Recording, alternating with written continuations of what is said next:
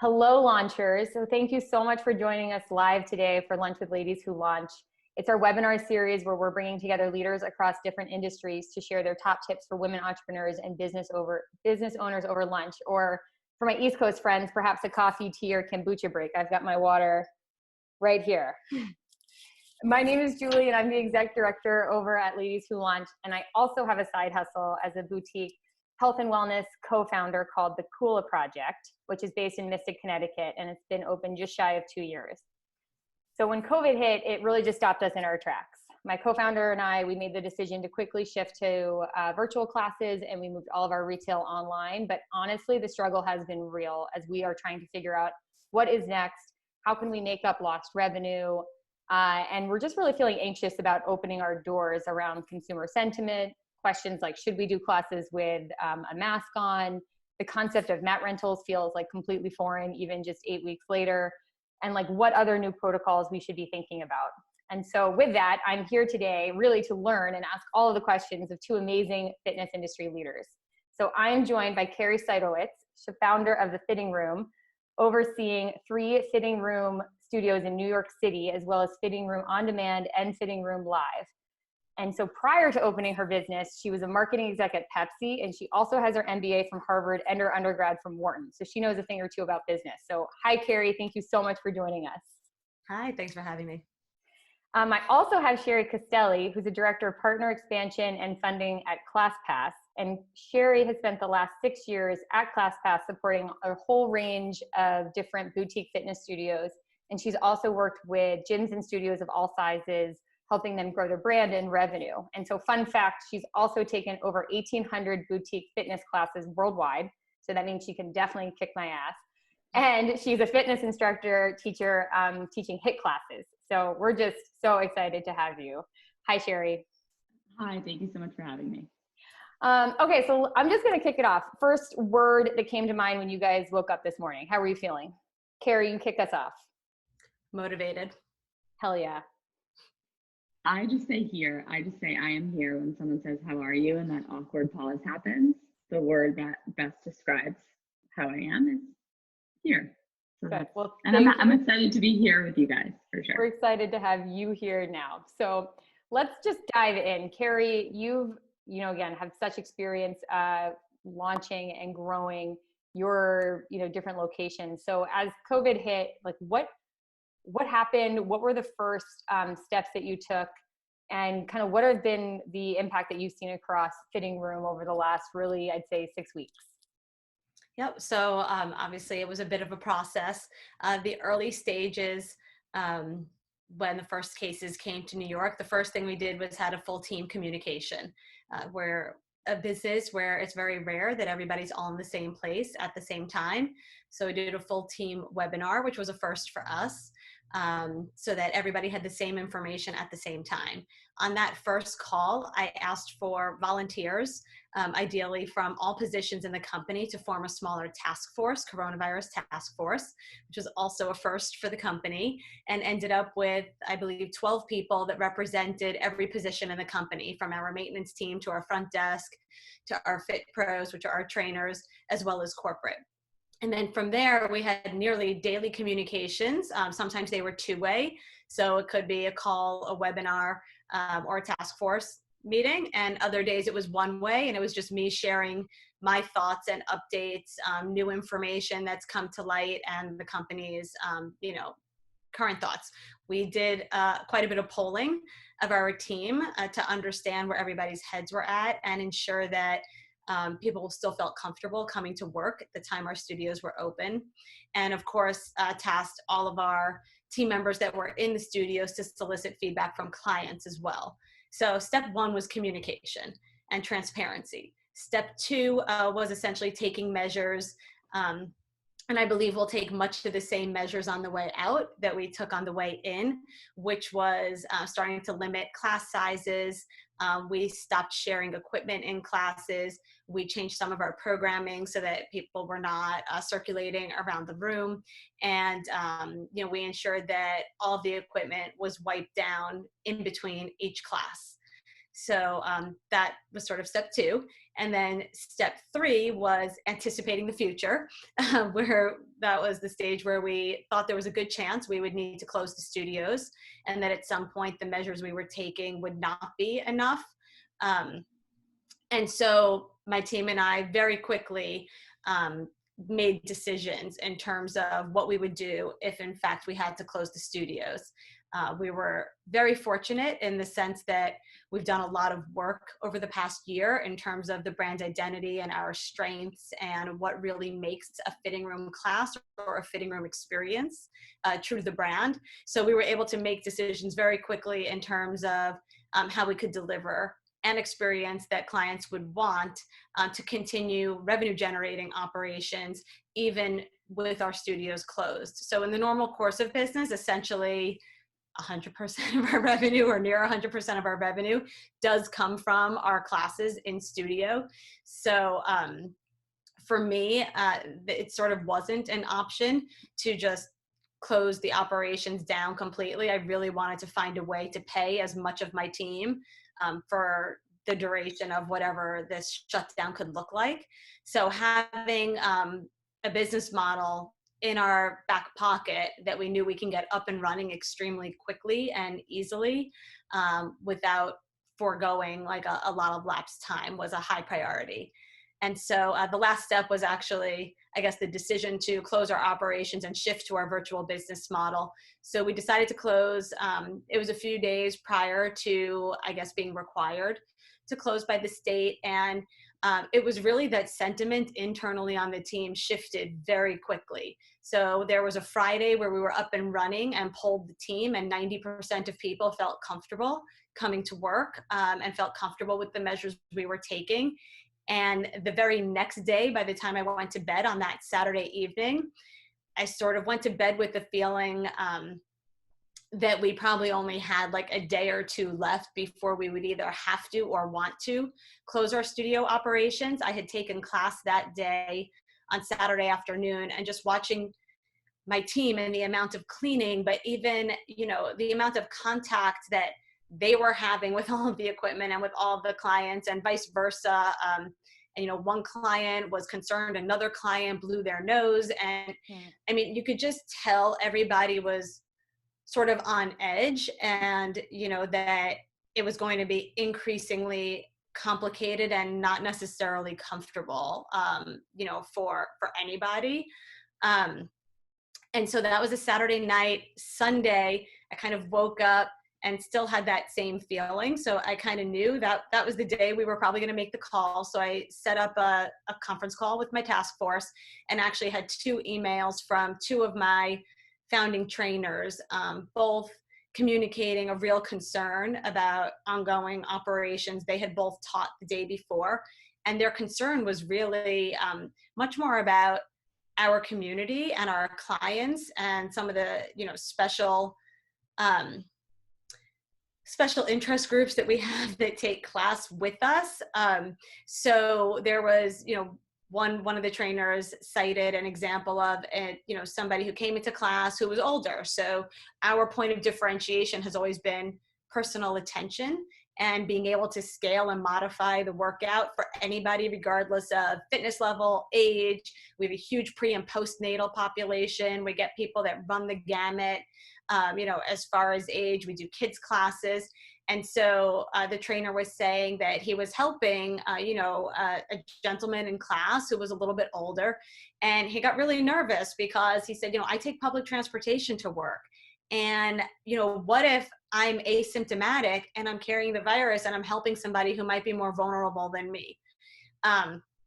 So the tides really changed really fast for us. So that Sunday we made a decision as a team that we would close operations, and I made a commitment to the team that that did not mean we were shutting down Fhitting Room, and that we were going to find a way to continue generating revenue and continue to keep as much of the team working as possible throughout.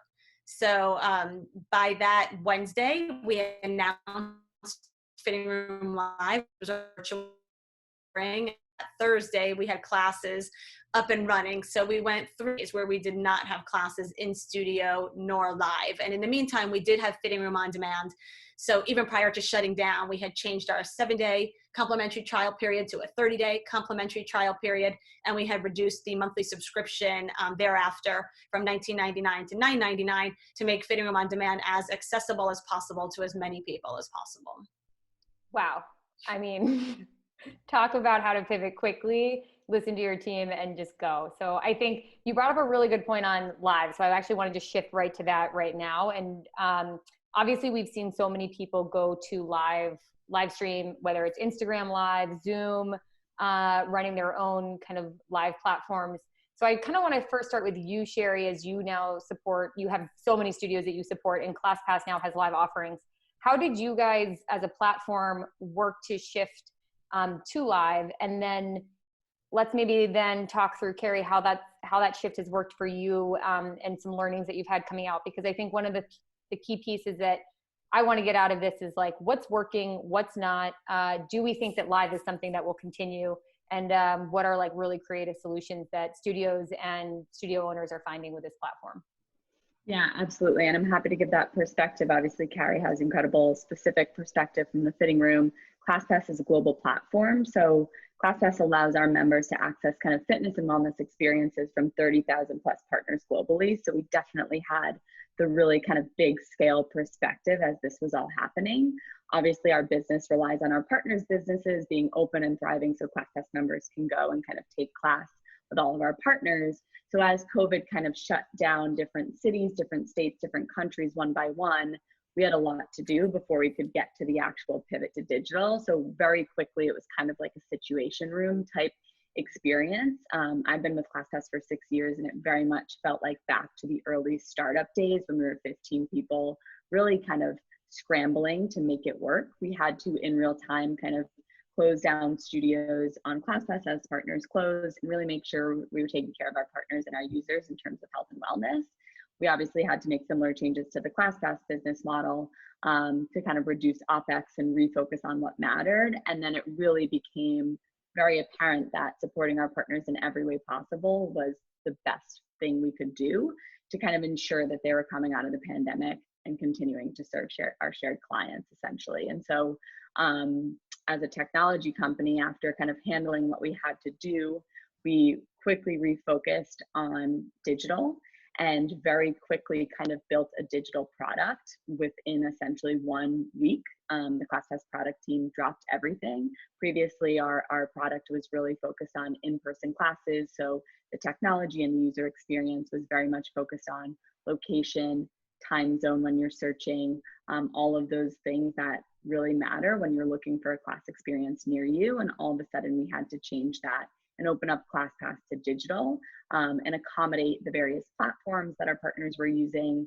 We do see that Zoom is the most common platform for these type of experiences because it provides that kind of two-way conferencing experience like we're having now, versus others like Instagram or YouTube, for example, that don't allow for the interaction. And so it was very much a real-time pivot based on feedback from our partners. We know for sure every single partner is different, but in being able to kind of aggregate the trends that we were seeing, we're able to talk to our partners constantly throughout the process and really tailor the product we built to make it easy for them to integrate with their existing processes and reach essentially the ClassPass user who is now stuck at home looking for a similar experience than that they had had in class, just at home digitally. And we're still iterating on it. We're still working on fixing the differences and bugs or improving the product by introducing new features as people ask for them. I think the number one thing that we did that's been really exciting is introduce a self-serve onboarding flow. So existing partners can easily talk to their account managers or reach out to the ClassPass team and change their offerings from in-person to live. You could also, as a fitness professional, wellness practitioner, et cetera, go through our self-serve flow and onboard yourself, obviously after being approved by our team, to offer your services on ClassPass. And so we now have 50,000, I think as of this weekend, it was 50,000 different classes on ClassPass across 26 countries. So you can easily use the app And then you'll get the link to the digital kind of whatever platform they're using right before class, can easily join. And it really has been interesting to see the whole world open up and kind of monitor those trends as they go as well. Wow. Kari, I guess from the actual standpoint of a fitness studio, and then I'll actually add some of my own thoughts of the pros and cons of virtual training, but like what has actually surprised you about live streaming? And also maybe any silver linings you're seeing come out of this as a platform? And what, if you have any tips, like what have you learned through like the last, really for you, 4 weeks of live streaming? You had a pretty good head start on this. Yeah, we're actually in week 7, believe it or not. I mean, wow. I'm like on week 2. So so tell me what the future looks like, and tips or what you've learned through that. Yeah. I think for me, it was super eye-opening that there's a lot of white space in the world of digital fitness. And so for us, we stuck really, really tightly to like literally translating the fitting room in studio experience to virtual. So we cap our classes in studio at 24 people. So we cap our virtual classes at 24 people.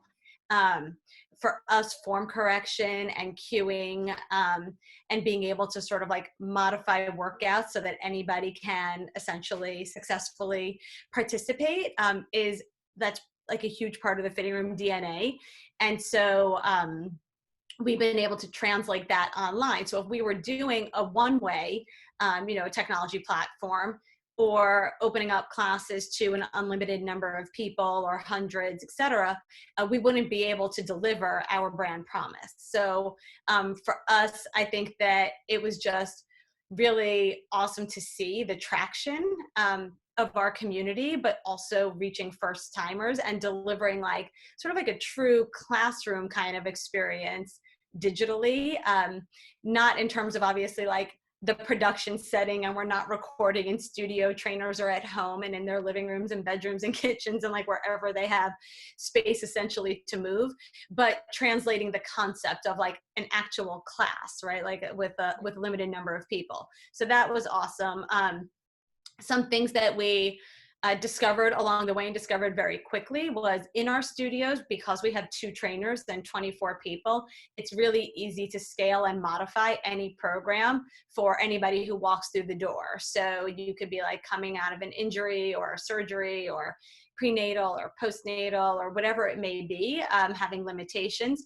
And we can on the fly give you alternative movements to do, scale things up, regress things down so that everybody and anybody has a great workout that's appropriate for their personal situation. And when you're virtual with, one trainer, it's a little bit harder to do. So we started to carve out niches for like our special populations with separate classes. So in studio, we don't have a separate pre-postnatal class or a separate class for what we're calling Forever Fit for age 65 plus, but on digital, we are. So we have pre-postnatal, we have Forever Fit, we have Fit Kids, both in studio and virtual. We're just announcing today a Family Fix, which will be one of our trainers with his 2 sons teaching a class for parents and kids to take together, which is not something we do in studio. We're doing 2 classes for healthcare heroes, we call them. So they submit proof of ID of any sort of professional job in the healthcare industry. And we have free classes for them and also video on demand, complimentary for those who can't make the classes work for them. So it's been really awesome to kind of flex our creative muscles a little bit. And, we're doing things a little bit different virtually. So we have a lot of parallels to the studio business. So Fixed Stream is our advanced class, and Just Strength is our non-aerobic class focused on strength training and muscular endurance. All of those we directly translated to virtual, but we also separated kettlebell from dumbbell, from body weight to advanced body weight.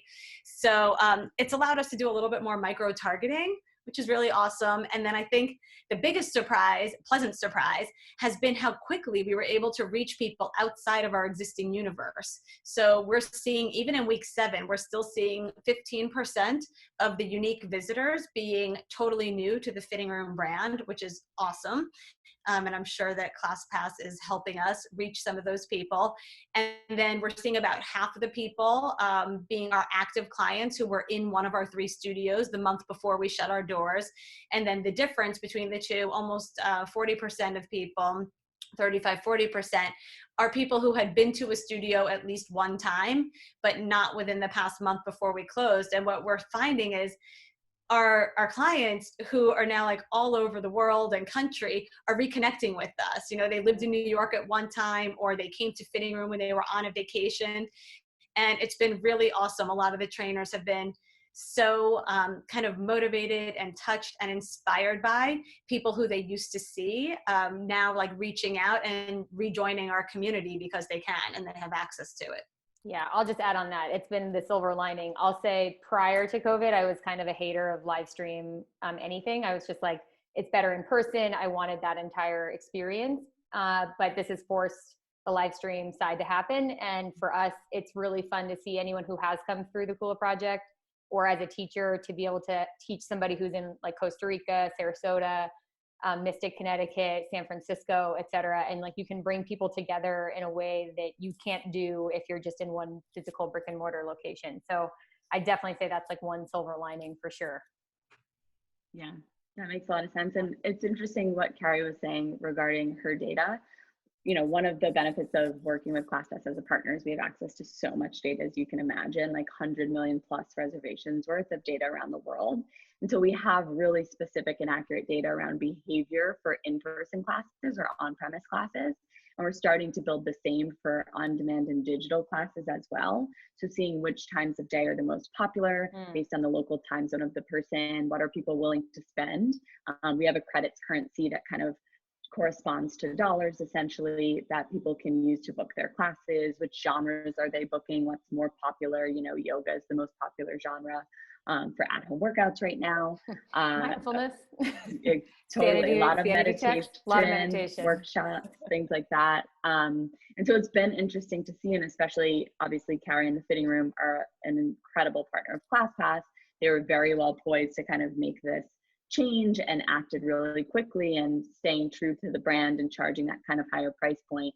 What we're seeing on the whole are other situations where studios are actually charging a lower price and able to generate more demand, or offering kind of free classes to start, free or donation based, and really allowing that word of mouth to spread. So Camps Fitness, KMPS Fitness is one example that started with donation only classes. They have studios in Madison and Miami right now. They were able to grow to, you know, over 1,000 people daily across 3 to 5 classes. And now they're pivoting to a paid model that's a little bit lower price for drop-ins or memberships. And they're able to grow the business that way. And so I think it's just about understanding your brand. Obviously, Kari is doing that with the Fitting Room and understanding why people love the brand, and then kind of taking action from there. So some people are casting that wide net at a lower price, which we've seen, especially on ClassPass, to be more successful, whereas others like the Fitting Room, kind of the outliers, are able to say, you know, we're going to keep it capped at a lower capacity per class, a lower number of spots per class, really maintain that personal attention that our clients love us for, and really kind of grow the business that way. So it's been really interesting to see the range of approaches, because obviously at ClassPass we're seeing a ton of different things as studios are trying them, and they're experimenting a lot. To that point, and maybe both of you can answer this, are you seeing new consumers come in where maybe they did not want the live, or they didn't feel comfortable going into a physical location, but now they actually have, you know, kind of the ability to do this with their Zoom off and can try? So I'd actually love to hear if there's any kind of insights there. Yeah, I mean, for me, I'm super excited about this as a great way to acquire some new customers. So we're seeing 15% of our uniques on Fitting Room Live are totally new to Fitting Room, which is awesome. And, you know, I was just having a conversation this morning that Fitting Room's #1 barrier, I think, often for that first class is this misperception that you have to be fit to take classes at the Fitting Room, which could not be further from the truth. Like, with 2 certified personal trainers and only 24 people in every class, like, we can literally get anybody successfully through any class. It's not a choreographed class where you have to use the same weights as everybody or move at the same time or do the same number of reps. Like everything about what we do is meant to be accessible and user-friendly regardless, but there's still that perception. Perhaps it's like the kettlebell logo, and a kettlebell can be really intimidating if people haven't worked with a kettlebell. Perhaps it's high intensity interval training. I mean, it could be a lot of things, but yeah, right. But I was saying this morning, the great thing about virtual is like you can really go in and literally just watch a class and turn your camera off if you want. You don't even have to be working out. So I think that I think it certainly is like lowering the barrier to entry for people, because you can turn that camera off and you can see what things are all about. And, while we still have sort of like, I guess, a premium price within the continuum of virtual and live workouts right now, we're at $20 for a class. It's significantly less than our $38 in-studio drop-in. So, it really, I guess, like all around, it's a much lower barrier to entry. Totally. Okay, so shifting the conversation from where we've been and where we are, I like to think about where we're going. So I was watching yesterday morning Governor Cuomo talk through the New York plan, and obviously, Kari, you are based in New York. Shari, you support a variety of global studios, but would love to hear maybe how you're thinking about reopening and what changes you will make, because he made a really good point. He said, we're not going to go back, we have to go forward.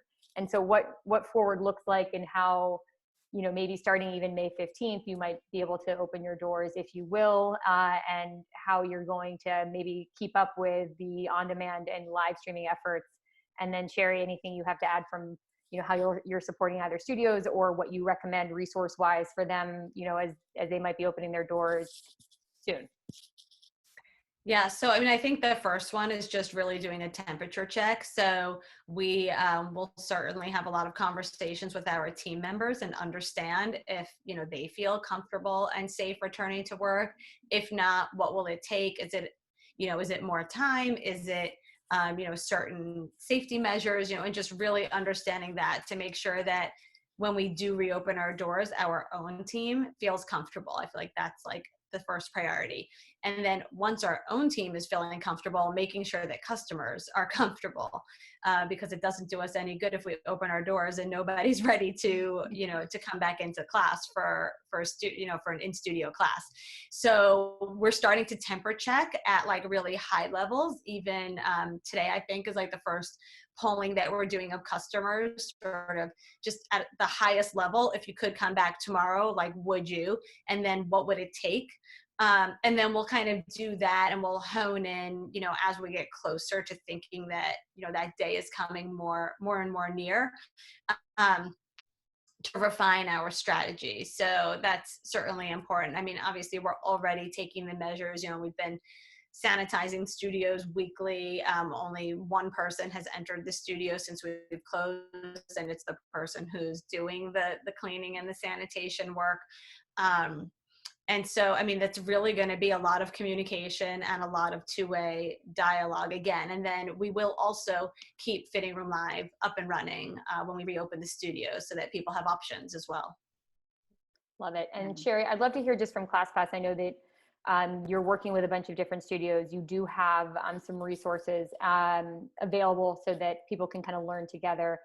Can you talk about those and which ones you think are most helpful, your studios are telling you are most helpful? And then also maybe touch on, I know you have the petition to save the health and wellness industry. So how that's going and what we should know about it. Yeah, for sure. So I think at ClassPass, our approach, again, because we are so far reaching, really what we're trying to do in terms of reopen is support partners in their decision. Obviously be there. Our members will also hopefully want to kind of return, and it's an individual decision both for studio partners, how they approach it, as well as for kind of shared clients when they decide to get back to the studio. We will also be maintaining digital classes for as long as people want to take them, and definitely excited at the prospect that this could be a new channel of revenue, especially kind of a lower cost in terms of OpEx associated, where studios can kind of continue to monetize and generate more income for themselves and obviously their trainers as well. And so we're really excited about that. I think one other thing that we're doing, because we talked to so many studio partners across the board, we're able to really aggregate trends. So we've seen really interesting things and ways people are monetizing aside from just digital classes while they're closed. So we'll also be kind of aggregating and sharing out resources around what to think about when you open. I think there are a lot of great resources out there, and we've aggregated them on our partner resource hub, which I believe is linked in the webinar, and we'll make sure it's linked in the follow-up email as well, in terms of breaking down kind of support by state. And obviously, as we start this reopen process, we will definitely be updating it. So that's a great place to check. And there are a lot of other kind of small business resources that will link there. One of the things you mentioned that we're doing to support partners, in addition to our partner relief fund, which is something that our users asked for, and is really important to the ClassPass team, because as you can imagine, we're all also clients to these studios that we work with and love on a personal level, myself included. And so we launched a partner relief fund, which allows our members to donate to studio partners directly on the app. So one of the principles of ClassPass is kind of ease of use and booking. With one click, you can kind of find and discover and book these experiences directly on your app. And so we use that same logic to allow people to donate to various studios that they love with one click right on the app, and ClassPass is matching those donations up to $1 million. And obviously that's been really positive. We're really excited about that. And then the petition that you mentioned, obviously, and I'm sure Kari can speak to this on a personal level, there's so many challenges that studios are facing right now, challenging to kind of get and secure that support on the federal level as these programs roll out and, you know, the funds run dry, et cetera. Questions around rent relief, like different studios I talk to are kind of trying to negotiate one-off deals with landlords, could be different across different locations and in different cities. And a lot of the efforts have been focused on big box gyms versus boutique fitness, especially at the federal level. And the majority of our partners at ClassPass are boutique fitness. And so ClassPass is in a unique position, of course. Kind of we have the resources and the connections and the nature of us just being an aggregator in the industry.